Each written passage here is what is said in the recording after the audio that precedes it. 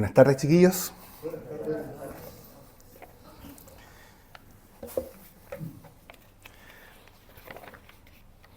Acabo de acordarme que quería pedir un coro. No lo pedí. Hay libertad, quería pedir.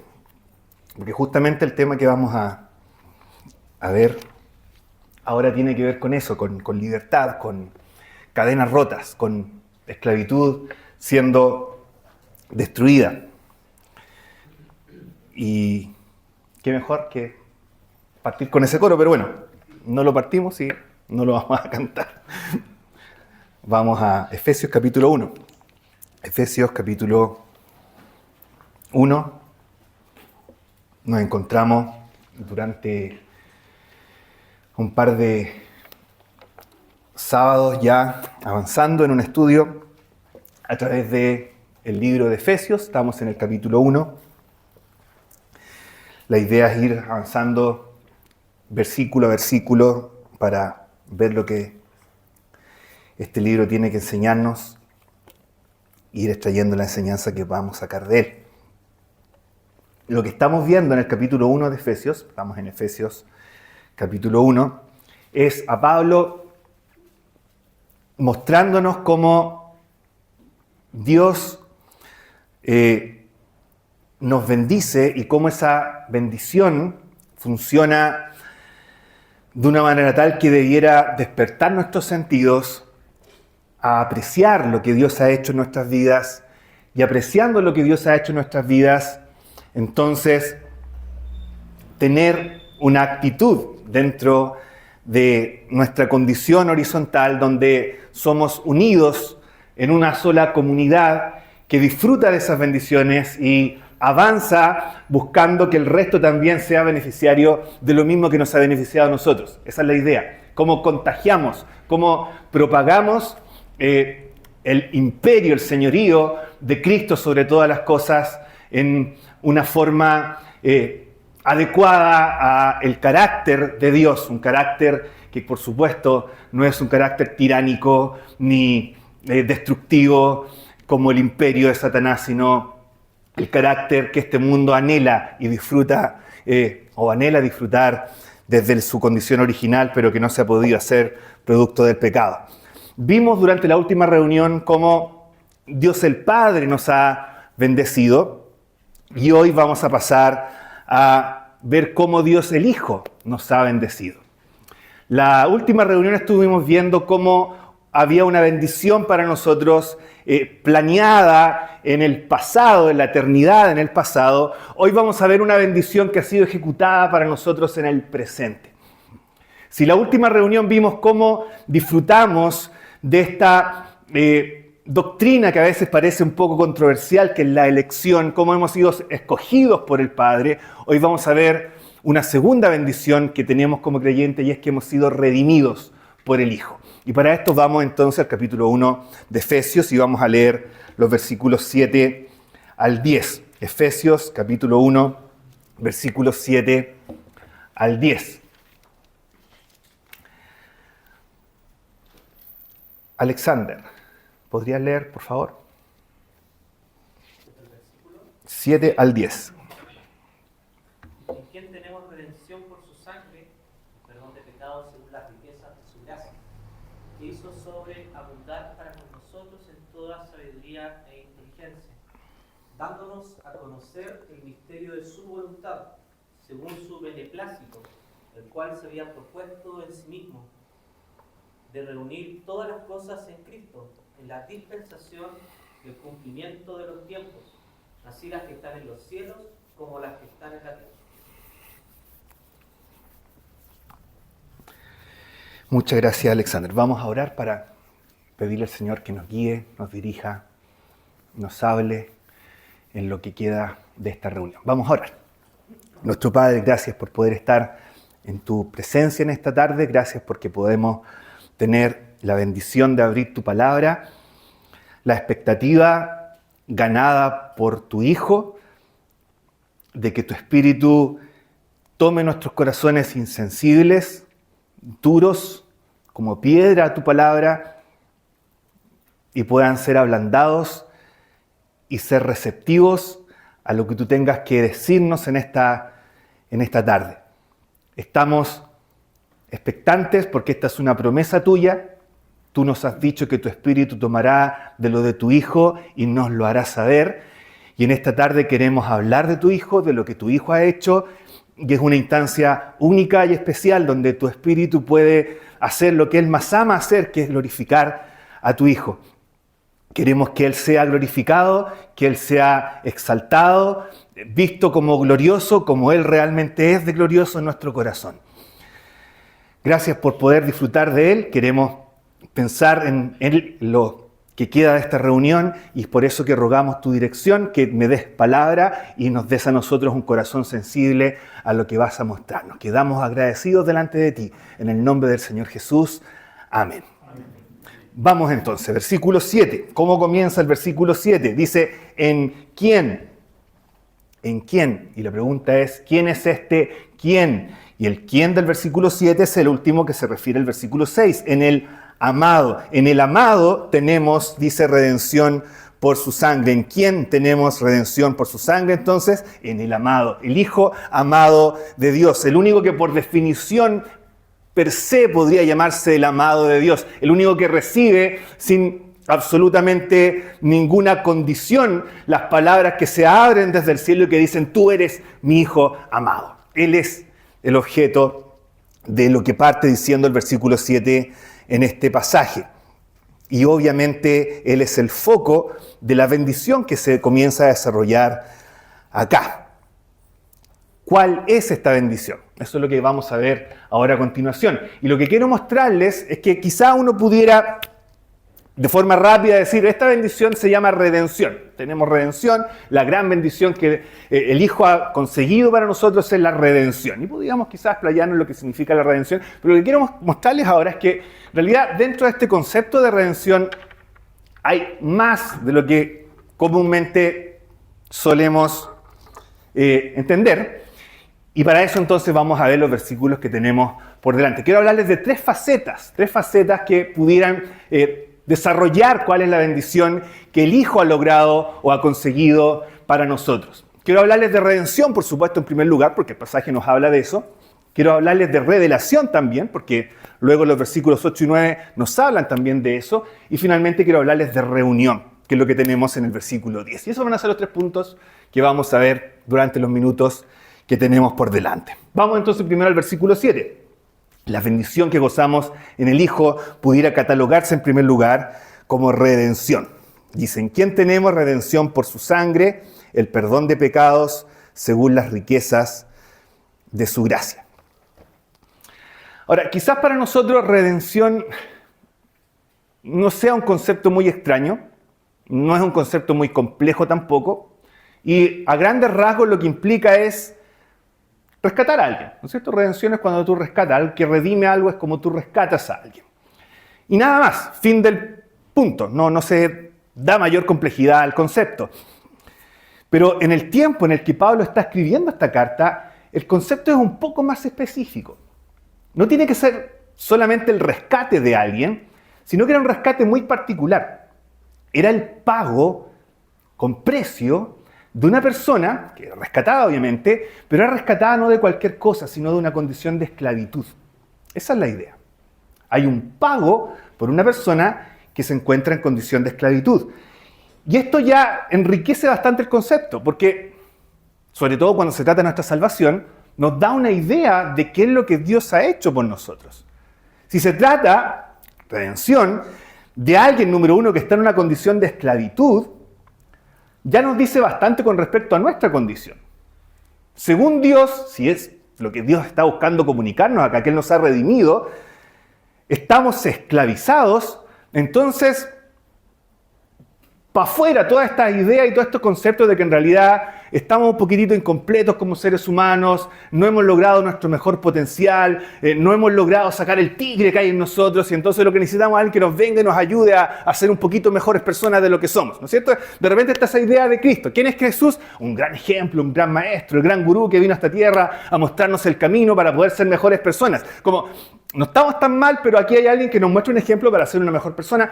No, falso, esa no es la idea. Si redención es redención realmente, no es que seamos buenas personas, que pudiéramos ser mejores, es que estamos esclavizados por algo que la Biblia llama pecado. Eso es lo primero que nos dice este concepto. Y lo segundo, que implica un pago, ¿no es cierto? Eso le decía yo, es el pago que se da para rescatar a un esclavo. Por lo tanto, si hay un pago de por medio, que claramente ese esclavo no puede pagar por su cuenta, sino él solo saldría libre, lo segundo que nos dice este concepto es que nuestra condición también es un poquito más compleja que simplemente una pequeña ayudita para poder ser mejores personas. Se requiere que alguien pague algo que nosotros no podemos pagar por nuestra propia cuenta. Y entonces vamos entendiendo de qué se trata lo que Dios ha hecho por nosotros. ¿Qué es lo que dice el pasaje? Quiero que veamos tres cosas, por lo menos tres cosas acá, con respecto a la redención, que están en el versículo 7. Primero, noten que esta redención es según, dice, según las riquezas, o de acuerdo con las riquezas de su gracia.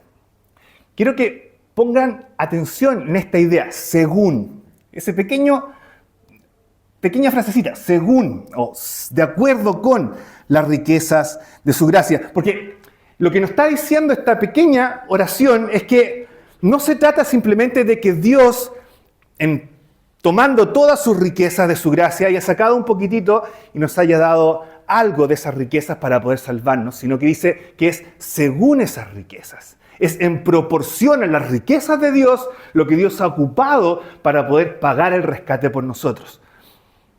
Quizá una buena manera de entender cuál es la diferencia entre que tú hagas algo extrayendo desde tus riquezas o versus hacerlo según tus riquezas, es pensando en el ejemplo de un restaurante y algún mesero.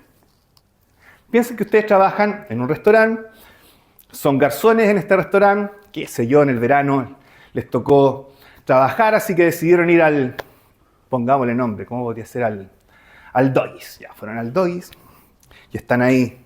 No sé si todavía tendrán la mesa en el Doggies, ¿no? Ya, pasado. Bueno, pero no importa, un restaurante X, están ahí en la mesa atendiendo y llega una persona multimillonaria a servirse un completo. Ya, usted le llegan el completo, toda la cosa, termina la comida y esta persona se acerca y le entrega una propina. Comió harto, así que gastó como 50 lucas y les da una propina de 5,000 pesos. Probablemente esa persona les dio de sus riquezas, pero no según sus riquezas, ¿no es cierto? Un multimillonario y cualquier otra persona te puede dar 5,000 pesos fácilmente. Pero ¿qué pasaría si ese mismo multimillonario que fue a comerse un completo al Doggies y después te da una propina, saca su chequera y te deja un cheque por 500 lucas? Ya cambia la cosa, porque no cualquier persona te da 500 lucas de propina, ¿no es cierto? Tiene que ser alguien especial. Claramente esa persona ya no te está dando de sus riquezas solamente, sino según sus riquezas. No cualquiera lo logra darte una propina de esas proporciones. Bueno, esa es más o menos la idea que se nos está diciendo acá. Cuando Dios te rescata, no es que saque simplemente una pequeña parte de sus riquezas para pagar por tu libertad. Es que lo hace en proporción a las riquezas que Él tiene. Y entonces uno empieza a preguntarse, ¿qué tan rico será Dios?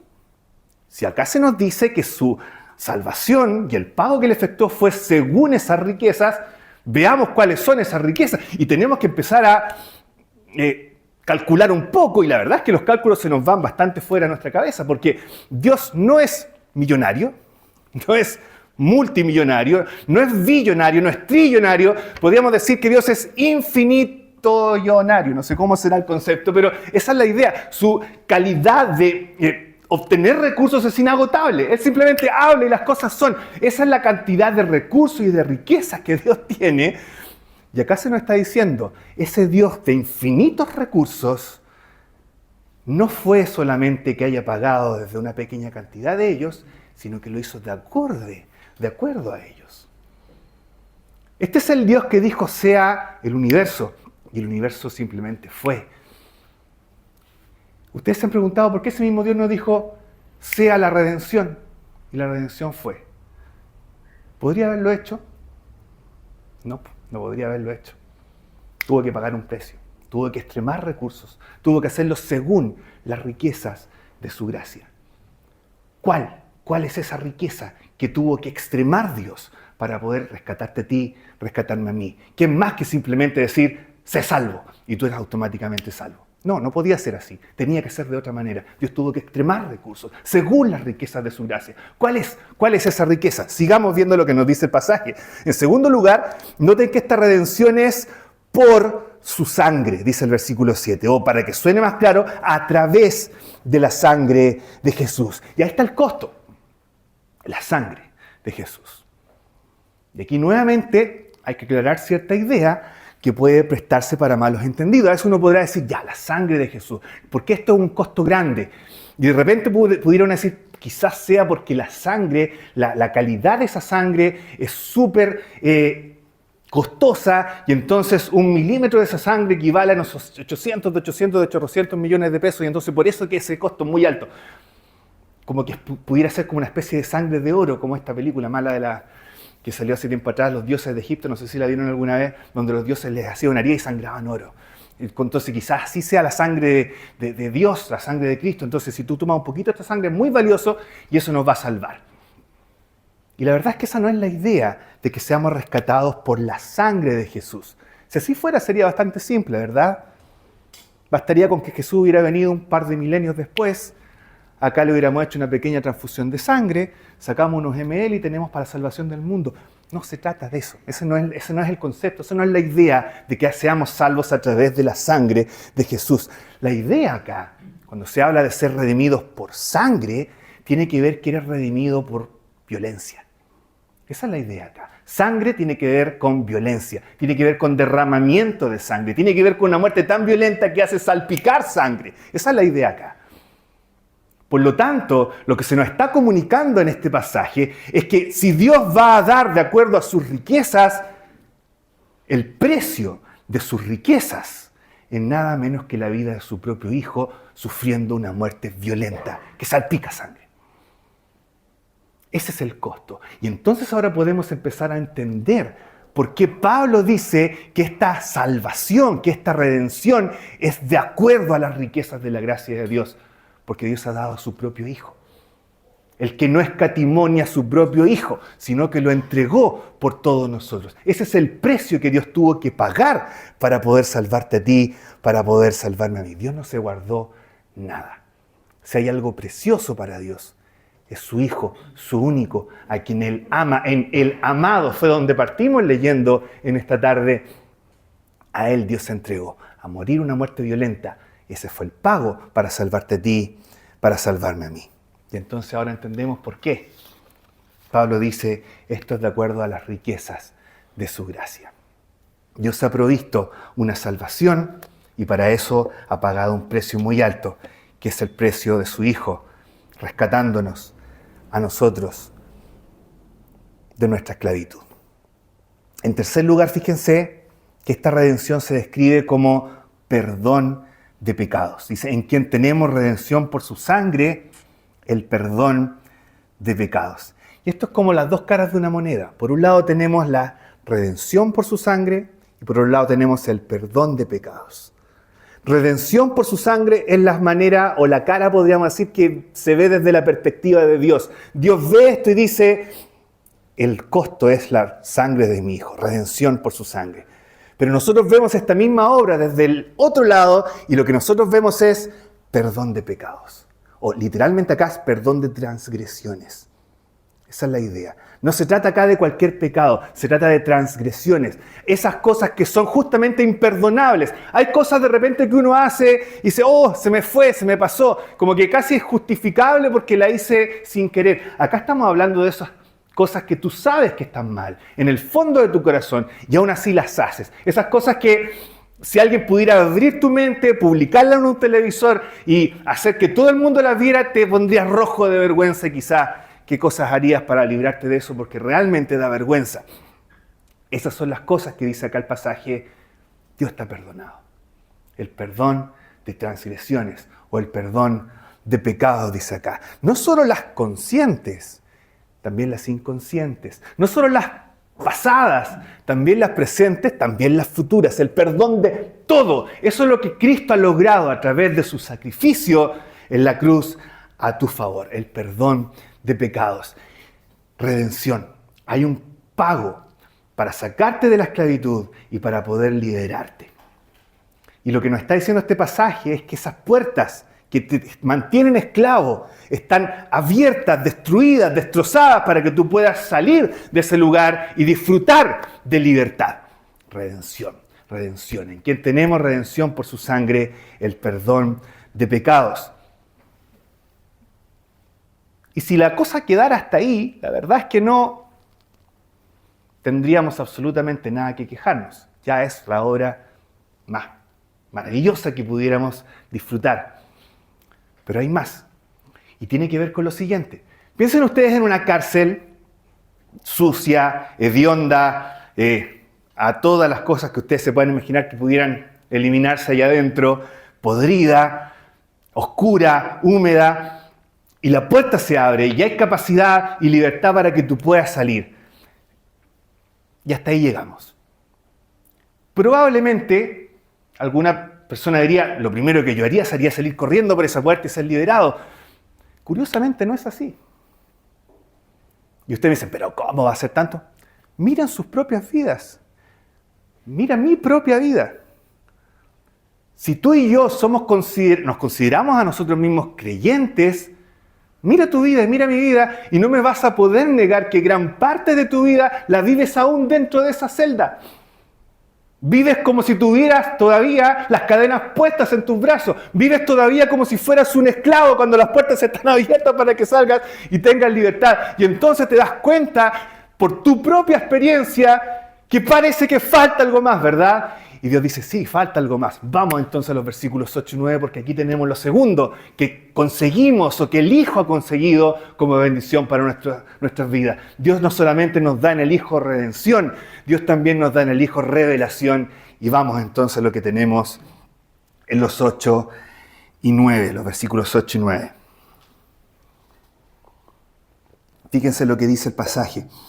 Dice el versículo 8, Pablo, que Dios hizo sobreabundar para con nosotros las riquezas de su gracia. Versículo 7 dice, las riquezas de su gracia. Versículo 8, que hizo sobreabundar para con nosotros. Pero ahora fíjense la forma específica que toman estas riquezas suyas en el versículo 8 y 9. La forma que tenían estas riquezas en el versículo 7 era redención y perdón de pecados, ¿verdad? Esa era la forma que tomaban estas riquezas en el versículo 7. Pero ahora en el versículo 8 toman una forma distinta. ¿Cuál es? Bueno, el versículo 8 nos dice que la forma es toda sabiduría e inteligencia. Es decir, si la faceta de las bendiciones del Hijo eran redención en el versículo 7, la forma que toman estas bendiciones en los versículos 8 y 9 es revelación. Revelación, toda sabiduría e inteligencia. Pero ahora, ¿en qué consiste esta sabiduría e inteligencia? ¿Qué es eso que nos hace ver mejor esta revelación? Bueno, eso es lo que continúa mostrando ahora el versículo 9, dándonos a conocer el misterio de su voluntad. Y aquí es entonces donde entendemos de qué se trata esta sabiduría e inteligencia que nos ha dado Dios a través del Hijo en el versículo 8. Tiene que ver con conocer el misterio de la voluntad de Dios. Y es muy importante que acá se aclare esto por una razón muy sencilla. De repente uno dice, ya, Dios no solamente me ha dado perdón, si leo el versículo 7, sino que ahora, continúo yo leyendo el versículo 8, dice que Dios me ha dado sabiduría e inteligencia. Y quizá uno podría pensar, perfecto.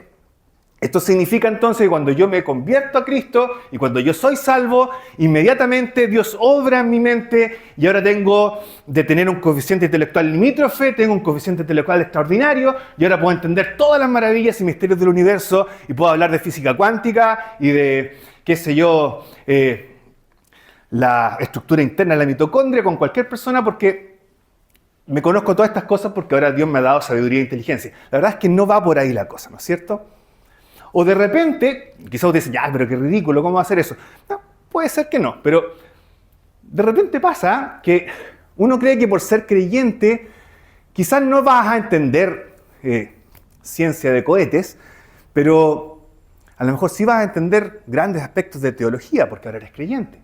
Y entonces, por el hecho de ser creyente, automáticamente ahora podría ser capaz de entender todas las intricancias de la unión hipostática del Cristo teantrópico y hablar de grandes temas de teología con el resto, porque ahora yo soy creyente, entonces Dios me ha dado sabiduría e inteligencia para saber estas cosas.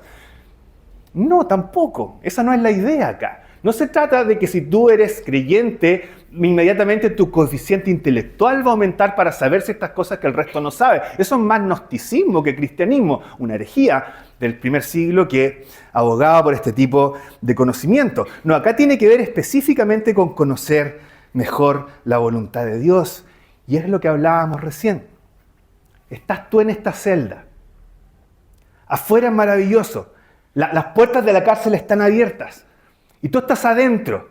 Y te encanta adentro. Y estás tan acostumbrado a la podredumbre de tu vida y de tus hábitos de pecado que ni siquiera te dan ganas en muchos casos de salir afuera. ¿Qué falta en ese punto? ¿Qué nos falta en ese punto? Nos falta que alguien nos meta en la cabeza una visión de lo espectacular que es la cosa allá afuera para que dejes de querer estar adentro y te den ganas de salir. De eso se trata. Sabiduría, inteligencia, para conocer el misterio de la voluntad de Dios. Y de eso se trata entonces este pasaje. Cuando Dios te salva, no solamente abre las puertas de la cárcel para que puedas ser liberado, sino que obra en tu mente, obra en tu corazón, obra en tu vida, abre tus ojos para que te des cuenta de que la vida que Él tiene para ti allá afuera es increíblemente superior a la vida que tú piensas que es tan genial acá adentro. Nos creemos el cuento, ¿verdad? La vida acá adentro es genial. De repente tienes esta especie de sentimiento romántico hacia lo genial que es el pecado. Y medio encubierto, ¿no es cierto? ¿Cómo sería mi vida si no me hubiera convertido? Y te imaginas la serie de perversidades que harías. Y, ¡uy, qué terrible! En realidad, en el fondo estás anhelando ese tipo de... Esa es de repente la forma de sentir que tenemos, y es justamente eso. Falta que Dios abra nuestros ojos para darnos cuenta que esto no es absolutamente envidiable. La orina y las heces que rodean la cochinada de vida pecaminosa que estoy teniendo dentro de esta celda al lado de lo que Dios tiene preparado para mí allá afuera. Dios no solamente te abre las puertas de la cárcel, en resumen, Dios abre tus ojos para que te des cuenta que lo que hay allá afuera es infinitamente superior a lo que estás viviendo acá adentro. No solamente redención, en segundo lugar también revelación. Pero ahora la pregunta es, ya sabemos ya que las puertas de la cárcel están abiertas, ya sabemos ya que Dios obra en nuestra mente para que nos demos cuenta que lo que está allá afuera es mucho mejor que lo que está acá adentro. Pero ahora la tercera pregunta es, ¿qué es lo que está allá afuera? ¿Qué es tan superior a lo que hay aquí dentro? ¿Qué es este misterio de la voluntad de Dios de la que nos habla el versículo 9, que es tan superior a la esclavitud en la que estamos inmersos aquí dentro de la celda? Y eso es lo que nos dice el versículo 10, que nos lleva, por supuesto, a la tercera faceta de la bendición que tenemos en el Hijo. Tenemos redención, ya lo vimos, tenemos revelación, también lo vimos. Vamos ahora al versículo 10. Hay reunión. Reunión dice el versículo 10.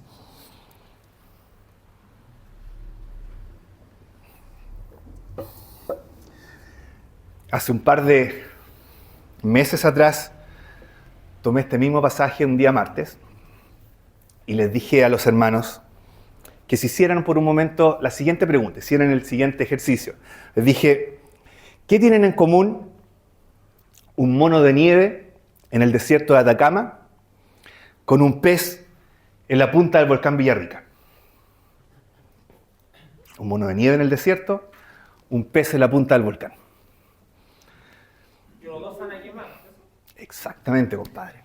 Los dos van destinados a la desintegración. Quizá uno más rápido que el otro, porque el mono de nieve yo creo que se va a demorar un par de segundos en desintegrarse en el desierto. El pez le va a tomar un par de meses también podrirse y terminar de desintegrarse. Pero exactamente, los dos están fuera de su lugar, no les corresponde. El mono de nieve no corresponde que esté en el desierto. El pez no corresponde que esté ahí arriba en la punta del volcán. Y obviamente lo que tienen en común ambos es este destino inexorable que es la destrucción, la desintegración. ¿Qué tiene que ver esto con el tema que estamos viendo? Surprise, surprise. Sigamos. ¿Cuál es el misterio de la voluntad de Dios que hablamos recién? ¿Cuál es el gran plan de Dios allá afuera de la celda en la que estamos esclavizados? Vamos al versículo 10. ¿Qué dice el versículo 10? Reunir, dice el versículo 10, todas las cosas en Cristo, en la dispensación del cumplimiento de los tiempos, así las que están en los cielos como las que están en la tierra. En pocas palabras, el gran plan de Dios tiene que ver con una reunión. Reunión. Por eso puse en número 3 la idea de reunión. Y el vocablo griego que se traduce acá como reunir, reunir todas las cosas en Cristo, es una palabra súper poco frecuente en la Biblia. De hecho, solo aparece 2 veces en la Biblia esta palabra. Una la tenemos acá, en el versículo que acabamos de leer. Y la otra única vez que se usa esta palabra en la Biblia es en Romanos 13, versículo 9, cuando Pablo dice que todos los mandamientos se resumen. Esa es la misma palabra, se resumen en uno solo. Ahí está la misma palabra, reunir o resumir. Por lo tanto, entonces, la idea acá tiene que ver con lo que haces en un discurso cuando buscas cerrar todo a través de una conclusión. Tú estás hablando cosas de repente, sacas ideas interesantes por acá, tiras otros datos rosa por acá, hablas de cierta anécdota por allá, otro chistecito por acá, y son como puros cabos sueltos que parecieran en un momento no tener absolutamente ninguna conexión entre sí. Esto tira para allá, esto tira para acá, esto tira para acá. ¿Para dónde se dirige esta persona? Y entonces un orador maestro lo que va a hacer es va a guiar todo el discurso y va a llegar a un punto donde te va a lanzar una frase final resumida que va a tomar todos esos supuestos cabos sueltos que habían a lo largo de todo el discurso y les va a dar una cohesión, les va a dar una coherencia final y tú vas a decir, ahí está. Eso era, por eso dijo eso, por eso dijo esto otro, todo es coherente, todo tiene un sentido, todo finalmente lleva a un mismo punto final. Bueno, eso que un orador hace con su discurso, Dios dice, yo lo voy a hacer con mi hijo. Y eso que el orador hace con un discurso, Dios dice, yo lo hago con toda la creación. Esta creación que de repente parece tener tantos cabos sueltos, tantas cosas que no parecen tener sentido, tantas cosas que tú dices, ¿y por qué? ¿Y para qué? ¿Y en qué va esto y esto otro? Dios dice, tiene un sentido, tiene un punto de coherencia, tiene un punto de cohesión, y ese punto es mi hijo. En Cristo se reúnen, dice el pasaje, todas las cosas. Y el plan de Dios es hacer que todo lo creado, las cosas que están en los cielos como en la tierra, vuelvan a ser reunidas en Cristo. Ojo con la palabra, dice reunir. Una implicancia obvia es que si es reunir, eso implica que esto es algo que antes estaba unido, pero ya no lo está y por lo tanto tiene que ser reunido. Y eso es justamente lo que pasa al principio de la historia de la humanidad. El universo entero, la creación entera, fue diseñada originalmente con el propósito de tener un sentido común en una sola persona, y esa persona es Cristo. El universo entero fue hecho para tener coherencia en Cristo. Y hubiera sido hermoso si no hubiera sido porque el pecado entra y desintegra todo y lleva todo al caos y a toda la destrucción y desintegración que tenemos. Estamos en estos momentos en ese estado. Por eso que tú ves tantas cosas en este mundo que no tienen absolutamente ningún sentido. Quizás al principio no es tan evidente, pero con el paso del tiempo se empieza a ser más evidente. Y ahí nos colocaba, la otra vez me acuerdo, otro ejemplo, le decía, piensa en una entraña, un pedazo de entraña siendo asada ahí en una parrilla. Y claro, quizás al principio va a oler súper bien, porque está en su lugar, pero deja esa misma entraña por unos 3-4 meses y anda a oler, a ver cómo se siente. Y probablemente no vas a sentir un olor muy rico, ¿verdad? ¿Qué está pasando? Se está desintegrando. Así es con todas las cosas en esta vida. Vamos marchando a una desintegración, las cosas son absolutamente incoherentes entre sí, todo este orden que aparentemente hay es hasta por ahí nomás, estamos como deslocalizados en situaciones donde no debiéramos estar, somos como un mono de nieve en el desierto, somos como un pez arriba en la punta del volcán Villarrica, desintegración. Ese es el tema, esa es la situación de la sociedad en la que nos encontramos actualmente. ¿Por qué? Porque Cristo no está en la cabeza. Porque el mundo marcha en un sentido que no debiera marchar. Esa es la respuesta de las Escrituras. El universo, la creación, está como está, porque el hombre ha desechado a la verdadera cabeza que le da sentido y se ha ido por su propio camino. Y entonces por eso que pasa todo lo que pasa, y a veces incluso hasta cuestionamos a Dios por lo malo que pasa cuando no nos damos cuenta que nosotros somos los únicos responsables de la maldad y la destrucción que hay en este mundo por causa de nuestra rebelión y nuestro pecado. Bueno, Dios ha puesto un plan, Dios ha puesto un mecanismo, Dios ha puesto en marcha todo un proceso para poner fin a esta desintegración, para que todo vuelva a tener coherencia, para que todo el universo tenga su propia explicación, su propia racionalidad y finalmente todo vuelva a estar como debiera estar. Reunir todas las cosas, todo el universo creado en Cristo. Como dice el profeta en el Antiguo Testamento, hay un profeta que ve todo esto y dice, va a llegar un punto donde Dios va a terminar de hacer su plan y dice que la gloria de Dios va a cubrir la creación como las aguas cubren el mar. Ese es el objetivo de Dios. Y cuando se cubra todo esto, lo que cubra todo esto van a ser las olas de la persona de nuestro Señor Jesucristo. Ese es el gran plan que se nos está mostrando en este pasaje. Todas las cosas, las que están en los cielos y las que están en la tierra, serán reunidas en Cristo. Reunión. Ese es el panorama que hay allá afuera. De repente un mucho mejor panorama que el que pensamos que muestra el cristianismo, ¿verdad? Y yo aquí tengo que hacer un mea culpa porque es parte de nuestra tradición como asambleas de hermanos, de tener esta visión fuertemente focalizada en el evento más inmediato que como dispensacionalistas creemos tener, que es que Cristo va a venir en cualquier momento y nos va a arrebatar al cielo. Y entonces de repente toda nuestra esperanza termina en, de hecho tenemos coros, vamos subiendo al cielo, todo tiene que ver con subir al cielo, con Cristo viene, nos va a llevar, y todo termina en que vamos a llegar al cielo librados de este cuerpo, en almas que van a alabar a Dios, y ahí estaremos para siempre en el cielo. Y la vida será la vida en el cielo. Y no nos damos el tiempo para pensar en algo más allá de eso, y todo se basa finalmente en que yo soy salvo, aguanto lo más que puedo en esta vida y cuando termina el punto final, cuando el Señor venga o yo me muera, me voy al cielo. Listo, se acabó. Fin y punto final. Y claro, quizás de repente no es un mal panorama y muchas personas querrán salir de la celda al verificar que esto es así. Yo creo que para cualquiera de nosotros no sería algo tan malo. Pero este pasaje nos expande la idea mucho más allá de eso. Este pasaje te dice, el futuro cristiano no se termina contigo desapareciendo de tu cuerpo y terminando en el cielo.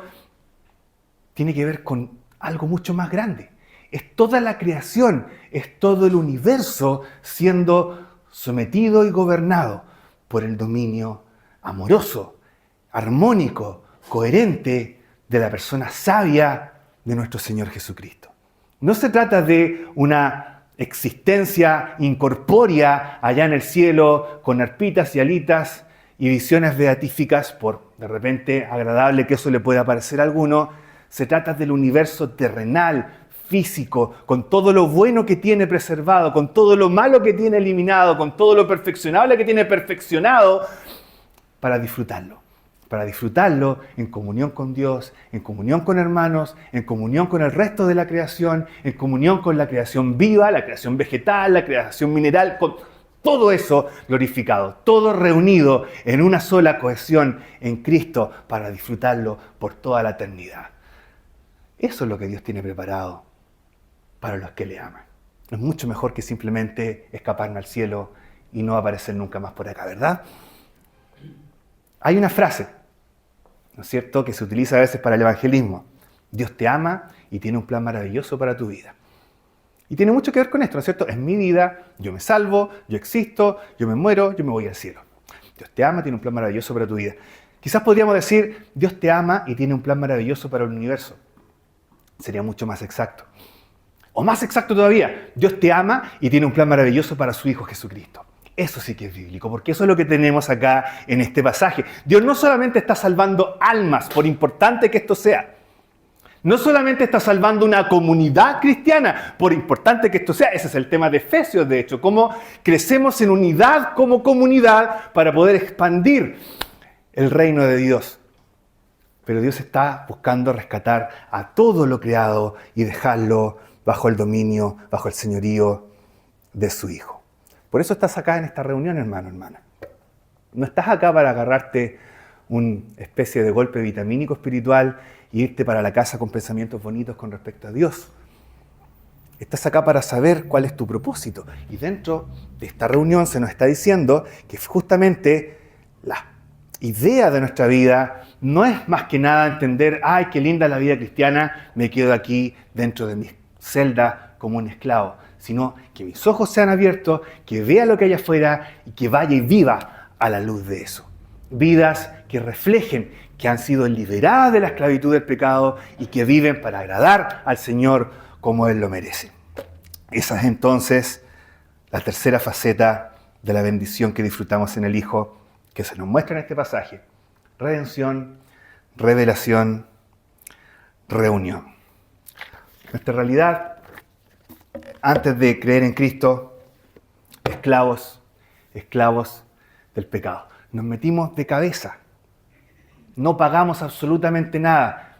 Queríamos, por toda nuestra vida y por nuestros medios, sumergirnos en esa posilga de pecado y a nadie le pagamos para entrar ahí. Cristo también nos salva. Y nos salva sin precio, sin dinero, pero por todo lo contrario. No porque fuera demasiado barato, es porque es demasiado caro. Porque el precio suyo fue la vida de su propio Hijo para salvarnos. También voy a terminar con una fábula, como Andrés, pero no de ChatGPT. Esta es una historia conocida dentro del mundo evangélico. Nunca he sabido si es real o es ficticia, pero es una anécdota que cuenta la historia de un niño que hizo un barquito de madera y lo llevó una vez a un lago y ahí estaba con el barquito y de repente el barquito se va y desaparece. El niño obviamente se lamenta porque perdió su barquito. Luego de un par de meses está paseando por el pueblo y se da cuenta que en un almacén está su barco a la venta. 40 lucas. Así que él entra a reclamar su barco porque él lo hizo. Y la persona le dice, no, pues si esta yo me la encontré, yo estoy cobrando 40 lucas y eso es lo que cuesta, y si tienes 40 lucas te lo paso, si no tienes 40 lucas no te lo paso. Perfecto, el niño se dedica a cortar pasto, a hacer tareas, va juntando su platita y finalmente logra tener las 40 lucas y va y compra su propio barquito que él había diseñado y se lo lleva para la casa. Y entonces la historia termina con el niño abrazando su barquito y le dice al barquito, barquito, tú eres doblemente mío, le dice. Eres mío porque yo te hice, pero ahora también eres mío porque yo te compré. Y ahí entonces tú sacas la conclusión de que cuando Dios te toma y te abraza y te salva, puede decir exactamente lo mismo de ti que lo que dijo este niño de su barquito. Eres doblemente mío. Eres mío porque yo te hice y eres mío porque yo te compré con la sangre de mi Hijo. Y cuando entendemos cuál es el precio que Dios tuvo que pagar para poder comprarte a ti, comprarte a mí, que fueron más de 40 lucas ahorradas cortando pasto en las casas de los vecinos. Cuando te das cuenta que el precio que Dios tuvo que pagar fue la vida de su Hijo. Cuando te das cuenta que el corazón de su Hijo es destrozado en la cruz, el sufrimiento que Él lleva en la cruz es el infierno que tú te mereces, que destroza su corazón para que tú puedas ser reunido de nuevo. Entonces te das cuenta cuánto te ama Dios, cuánto te ama el Señor para darte redención, para darte revelación y para bendecirte finalmente con ser parte de esta reunión de todas las cosas. Bendecidos por Dios, ese es el gran tema, ¿no es cierto? Y ya supimos cómo la elección por el Padre es una tremenda bendición para nosotros. Hoy nos logramos enterar un poco más por qué también la redención por el Hijo es una tremenda bendición para nosotros como creyentes. La próxima reunión, en 2 semanas más, vimos al Padre, vimos al Hijo. Vamos a ver cómo el Espíritu Santo también nos bendice, porque este es un pasaje completamente trinitario. Nos habla de las 3 personas del Dios, de las 3 personas de la Trinidad, actuando a nuestro favor para bendecirnos. Así que, si quieren ver cómo es el Espíritu Santo, que también nos llena de bendiciones y qué es lo que Él hace en todo este proceso, no se pierdan 2 sábados más la próxima reunión de jóvenes. Vamos a orar para terminar. Nuestro Padre Celestial, gracias por tu palabra, gracias por tu Hijo, gracias por poder disfrutar de recordar lo que Él ha hecho a nuestro favor, por visualizar una vez más la majestad cósmica de la obra que tú has planeado. Y qué privilegio poder saber que tomas pecadores, transgresores, indiferentes, burlones, altivos en tu contra, y los transformas, obras en sus vidas, nos humillas, nos moldeas, nos haces sensibles y nos das un corazón para amarte, para disfrutarte, para quererte. Gracias por tu Hijo, gracias por la salvación que tenemos gracias a Él. Queremos quedar agradecidos delante de ti por tu palabra nuevamente, siempre en el nombre de nuestro Salvador, nuestro Señor Jesús. Amén.